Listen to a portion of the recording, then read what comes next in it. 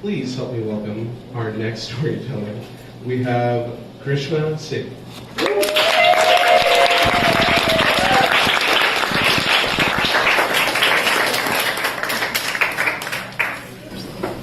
When I was little, I was taught that if someone does something mean, I should go and find the nearest adult and they'll take care of it.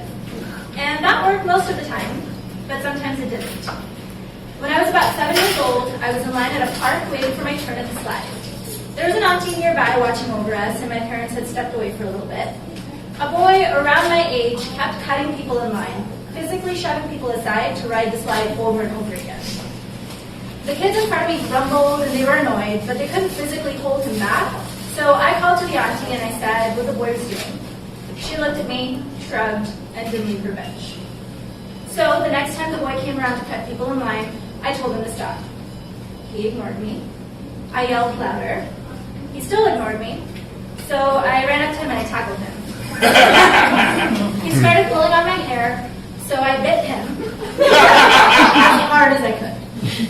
He then completely went limp, started crying, and ran over to the auntie who, turns out, was his mom.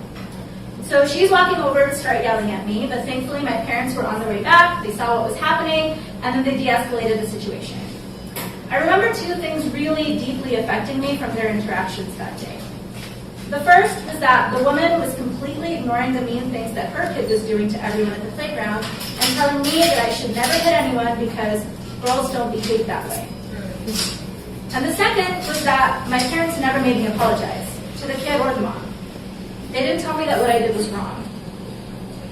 A couple of years later, I was at a different park with my dad, and there was a play structure that had a couple of rolling barrels that you could run on.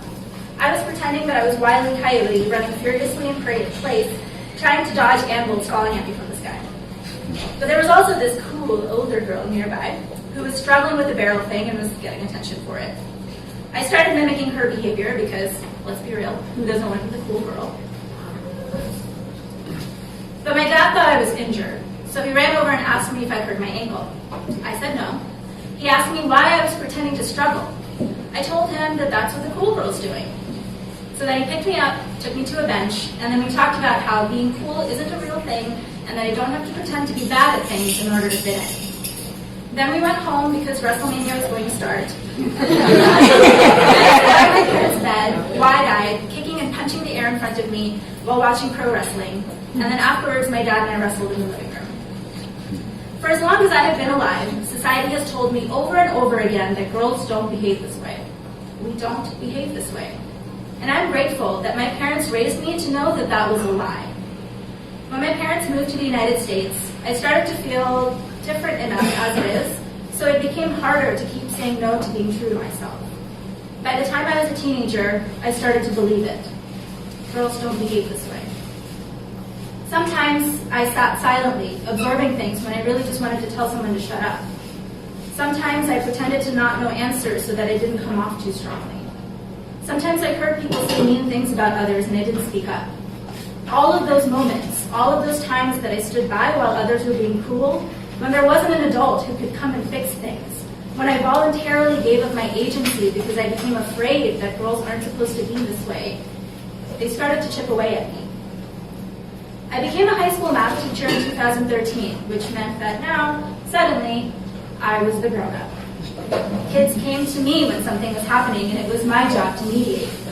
And in doing that, albeit in a position where I did hold the most power in the room, I realized that it doesn't really get easier to stand up to people when you get older.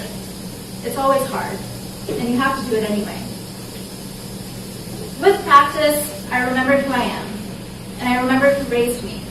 And I remembered that when there is no power hierarchy, when there is no grown-up who can make someone be nice, you have to be that grown-up. And you have to make it clear that their behavior is not tolerated in our community. And you can't pass that burden onto others because it's hard for everybody, and the responsibility belongs to everybody. Every time I visit my mom, she tells me a new story about how some new person tells her, "Your daughter's a teacher? But she was so smart." And then she politely tells them to go fuck themselves. I'm really glad that she raised me. A lot of people lately have been encouraging me not to use straws this month. because they're not recyclable, and I get it. I've been trying to reduce my straw usage. I don't have one in my cup. You can look and see.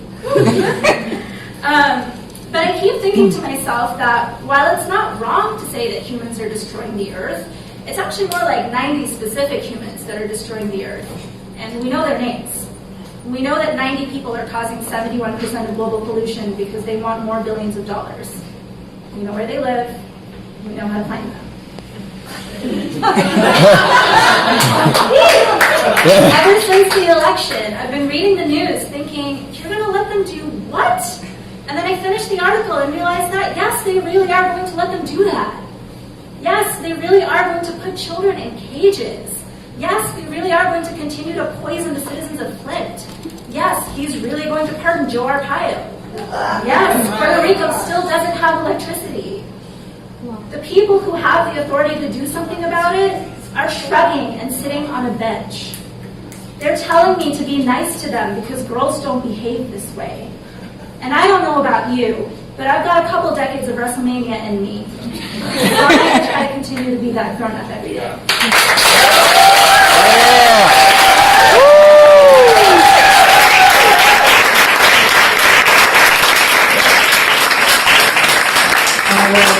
So make sure you're registered to vote. So Grishma for president. Yeah! Who's feeling fired up? I know I am.